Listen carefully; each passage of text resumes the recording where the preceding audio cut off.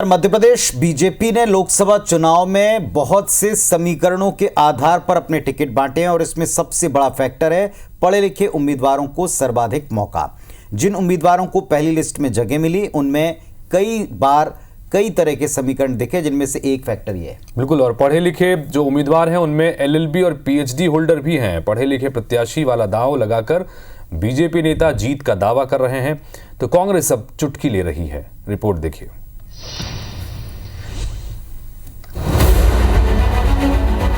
BJP ने मध्य प्रदेश के 29 लोकसभा सीटों में से 24 पर नामों का ऐलान कर दिया है। इनमें कई सांसदों को रिपीट किया है तो 6 सांसदों के टिकट काटे भी हैं। तमाम सियासी समीकरणों को साधते हुए बीजेपी ने अपनी पहली लिस्ट में हर वर्ग का ध्यान रखा। युवा, किसान, महिला, गरीब समेत चारों वर्गों को बराबरी से मौका दिया। लेकिन सूची की एक खास बात यह भी है कि हाईकमान ने अब की बार पढ़े लिखे उम्मीदवारों को मैदान में उतारा है। 8 उम्मीदवारों ने एलएलबी किया है। सागर से उम्मीदवार लता वानखेड़े पीएचडी होल्डर हैं। 2 उम्मीदवारों ने एलएलबी के साथ मास्टर्स किया है। 7 प्रत्याशी मास्टर डिग्री वाले हैं तो वहीं 6 उम्मीदवार ग्रेजुएट हैं। बीजेपी अपने उम्मीदवारों को श्रेष्ठ बता रही है तो कांग्रेस उन पर सवाल उठा रही है। भारतीय जनता पार्टी संतुलन के साथ सबको लेकर के नारा ही है, सबका साथ सबका विकास। सब लोगों का समावेश होकर के तब तो भारत का निर्माण होगा। इसलिए मध्य प्रदेश की 24 घोषित सीटों के साथ ही बची हुई 5 सीटों में भी आप देखेंगे सबको संतुलित करते हुए मध्य प्रदेश के हमारे प्रत्याशी आएंगे। पढ़े लिखे लोगों को रोजगार भी देते तो बहुत अच्छी बात होती।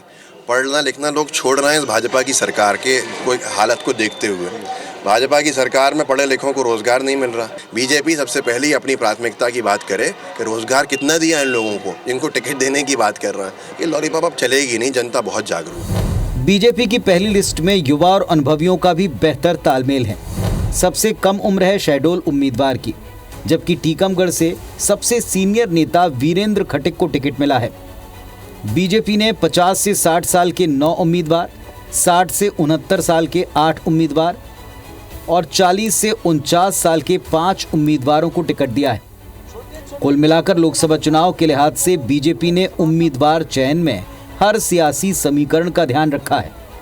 अब देखना यह है कि क्लीन स्वीप का लक्ष्य लेकर चल रही पार्टी क्या सभी 29 सीटों पर फतह प्राप्त कर पाती है।